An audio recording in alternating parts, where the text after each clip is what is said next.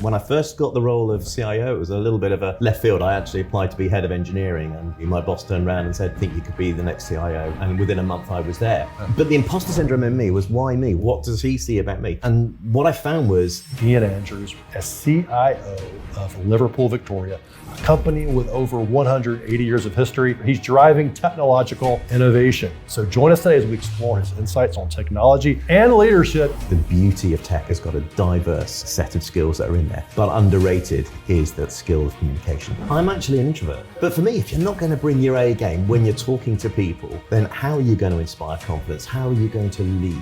How are you going to get people to say, there's someone that I actually want to follow? What's the worst leadership advice that you've heard? You have one persona at home and outside of the office, and you have another one in. It wasn't me. I need to be authentic. And I think people follow authentic leaders, and that helps. It's kind of a thing that draws us together. My goal for me and my team is... That's a powerful vision. Count me in. Excellent. Come, welcome aboard.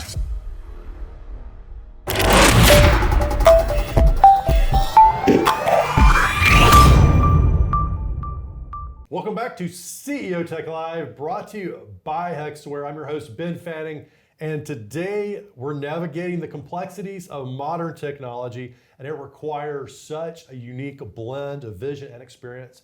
And my guest today, Ian Andrews, brings both. As CIO of Liverpool Victoria, a company with over 180 years of history and a major player in the UK's financial sector, he's driving technological innovation. So join us today as we explore his insights on technology and leadership. Ian, welcome to CEO Tech Live. Thank you very much indeed. So let's dive into this thing. What does accountability mean to you? I know it's a topic that you'd like to talk about, so let's get your insights. I see. Accountability is one of those topics where it's kind of drilled into you, right? Take some ownership, take some accountability. And I don't think I ever realized what that meant until I was suspended as a result. Okay, so I was a major incident manager at a telco a few years back now. We had lots of problems with our blue light services. So whenever someone makes a call, you get a call into a 999 call or a 911. Okay. I think in the US, you ask the telco, where is this person? So that you've got last gasp and you've got fraud. Yeah, how you check fraud. We had loads of problems with it. I was talking to the regulator constantly. And then I found out we weren't monitoring the service. It was very, very sensitive to my employer at the time. And I made a decision that we ought to take the service down for a short period of time, fix the monitoring, get it back, no one would notice. I impressed onto the guys how important it was. And what happened after that was, well, they mucked up with the install. They took out 999 services for probably about an hour. And not 999 service, just kind of the location part of that. And my boss rang up and said, well, who made that decision? In fact, what idiot made that decision? Well, that would be me. So I was suspended pending investigation. Had I broken process? Was I in the right place? Now the story for me was, it was my accountability, and maybe it was a daft decision, maybe it was executed wrong, but it was under my watch and under my leadership. So thankfully, it resolved all well. No, nothing to see here. But it just said that, if you're going to take accountability, be aware that the consequences are yours to own as well. Fantastic lesson for me. Yeah, and so how does that play out today when you think about all your responsibilities? Liverpool Victoria is a huge organization. So yes. How do you think about accountability on that scale? As a CIO, you suddenly realize the buck stops with you. So any bad decision, any loss of service, any new services that you're going to put in, any disruption to our sales staff, to the customers, kind of sits on me because there's nobody else to blame. And so you need a little bit of broad shoulders aspect. But it's when you understand that, you get a little bit more careful about the decisions that you make and making sure that you've got sensible data, sensible MI, and sometimes a little bit of gut feel. Yeah, it's interesting because IT used to be a support service. Yeah. And now it's like the service. Yeah. Yeah, and a lot of people are kind of saying that. What we're seeing in the UK is a lot of people, and particularly LV, as a financial institution of, like say, 180 years, it would consider itself a financial house. I'm sort of saying it's a tech house now that does finance. And there's a lot of companies in the UK that are swapping that around, trying to elevate tech to the board level, because those are kind of the make or break decisions for any organization at the moment. Yeah, so let's talk about imposter syndrome, because that's something I know that you talk about. How is it, like, what's the role it's played, and how has it helped, and maybe how has it been a hindrance at times? Well, initially, when I first got the role of CIO, it was a little bit of a left field. I actually applied to be head of engineering, and when I got to LV, my boss turned around and said, "I think you could be the next CIO," and within a month I was there. Yeah, very quick transition. Wow. That one. Okay. But the imposter syndrome in me was, why me? Why would I do this job? What does he see about me? Because I see myself as a little bit of a techie, not necessarily the leadership piece. And what I found was I just didn't think I had a right to be at the table. Unchecked, it's debilitating. Thankfully for me, I had quite a lot of external mentoring who just said, that's very normal, especially for techies, to be suddenly thrust into the middle of board level discussions and decisions that need to be made. And you just need to remember that no one knows it better than you. And it was just like, oh. That's a voice of confidence. And this comes back to the accountability bit, which is I own it at that point. If I'm wrong, I'm wrong. And if I'm right, I'm right. And we hope that there's more of the latter than the former. So let's talk about communication skills. IT isn't known necessarily always for being the most dynamic communication part of the organization and like presenting style. Interviewing you're bringing energy, you're bringing excitement. Is this something is sort of innate to you, or have you developed it over time, or what? And do you know what? This is part of that imposter syndrome, right? If I come up with some flair and some arm waving, perhaps I will generate some credibility. I'm actually an introvert. So I'm an extroverted introvert. So for me, I'll need to go and lie down and sleep after this, because that's my energy gone. Glad I can contribute to your good night's rest. Well, let's hope so, right?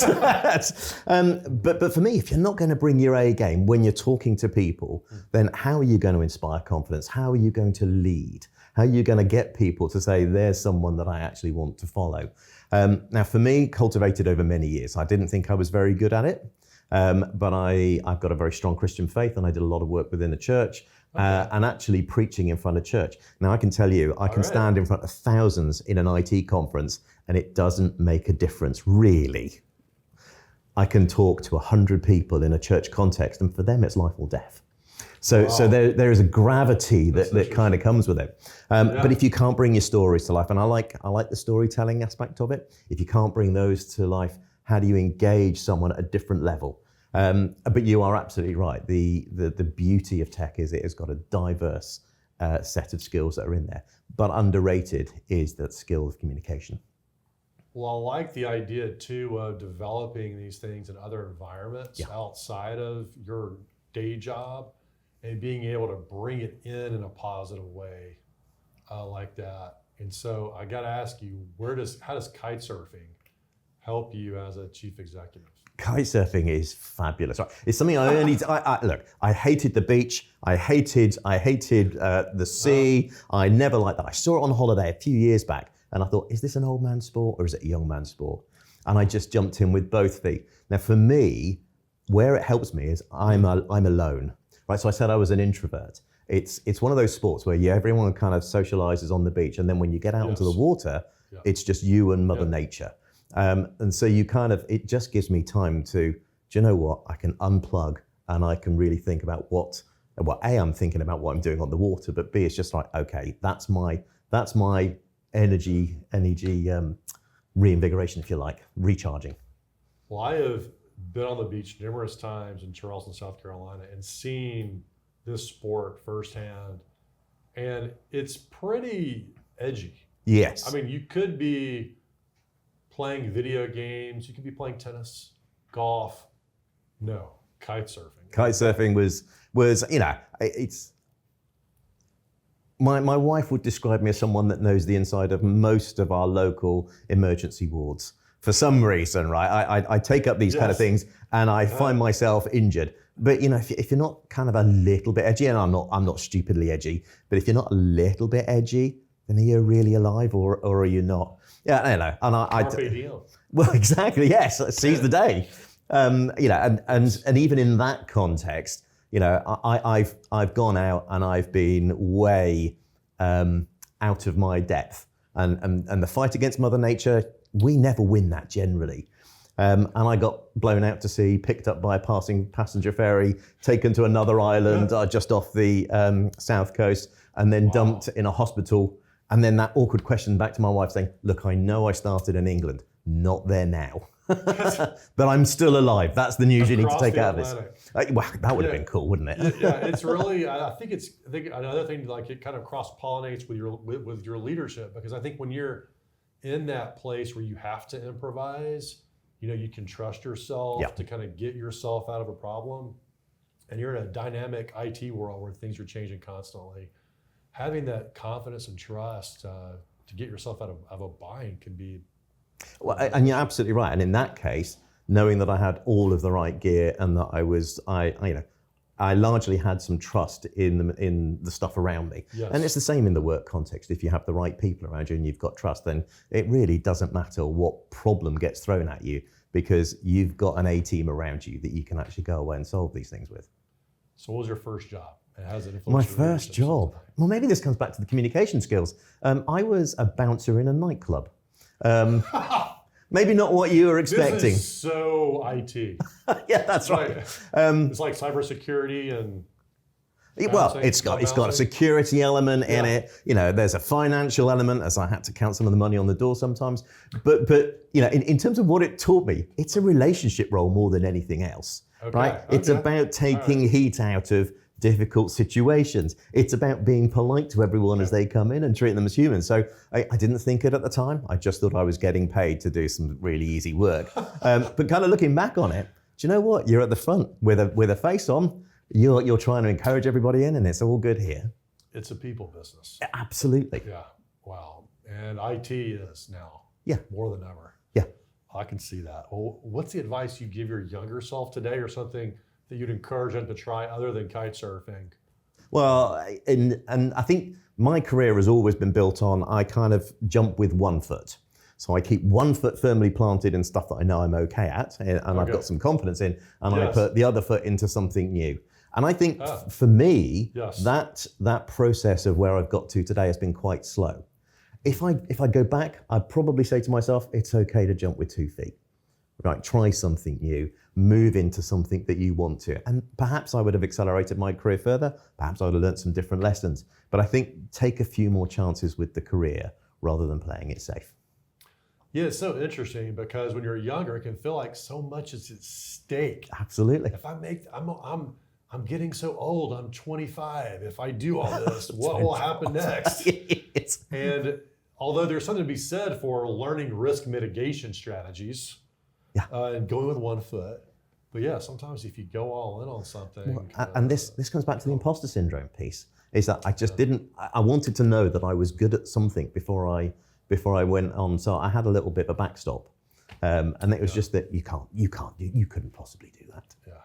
So what's the worst leadership advice that you've heard? Well, and it wasn't so much, it was advice. I was thinking about this. I had a manager many, many years ago who, he was you have one persona at home and outside of the office, and you have another one in. I was lucky. I actually got to see both sides. But it was just like, why have you done that? Why are you not your authentic self? The guy was very, very successful. It served him well. But for me, it just it wasn't me. I need to be authentic when I'm in the office. And so the fact that I am me at home or I'm me at the office, I have problems at home. I don't have problems if my wife is watching. But I may have problems at home, and they're not distinct for how I act in the office. And I think people follow authentic leaders, that if you're a little bit vulnerable, then they see that and they will help you. If you're a little bit successful, then they celebrate in the joy, especially if you pass that down. Yeah, that is such huge advice coming from an executive, because if you're really setting and role modeling that for your whole team and your whole organization, if you're sort of up on the pedestal and the perfect persona of a leader, they're going to feel like they have to be perfect. They have to do it all right. And you're saying this environment, we don't bring in our trials and tribulations beyond this. But if you look at it as a more unified environment, it's a much better place to work. Well, and we've only got to see kind of the post-COVID world now, where people are at home. You're seeing people in their home environments. The kids wandering in and off camera, some of the dogs or the cats jumping on. You're getting to see a side of your employees or your teammates that you never would have seen before. And that helps. It's kind of the thing that draws us together. And I'm a firm believer that if you've got a great team dynamic, then actually the work is kind of by the by. You can do great work together, and you can handle the bad times as well together.